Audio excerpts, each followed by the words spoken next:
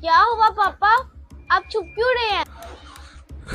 बेटा, मेरे ऊपर लाखों रुपए का कर्जा हो गया है और वो लोग मुझे ढूंढ रहे हैं। वो मुझे जान से मार देंगे। कर्जा?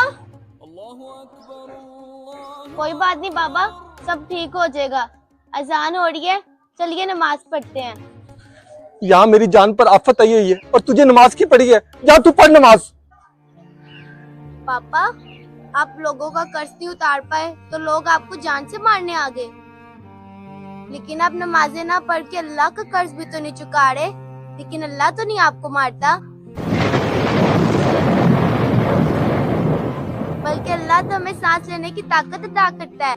तो क्या हमारा फर्ज नहीं बनता हम नमाजें पढ़ के अल्लाह का शुक्र अदा करें? अगर आप नमाजें पढ़ के अल्लाह का शुक्र अदा करोगे तो अल्लाह आपको इतना अदा करेगा कि आप कभी किसी के कर्जदार नहीं रहोगे। तुम बिल्कुल ठीक कह रही हो मेरे बेटा। अल्लाह पाक हर कर्जदार की मदद करे। आमीन। अगर आपको हमारा ये मैसेज अच्छा लगे तो शेयर ज़रूर कीजिएगा।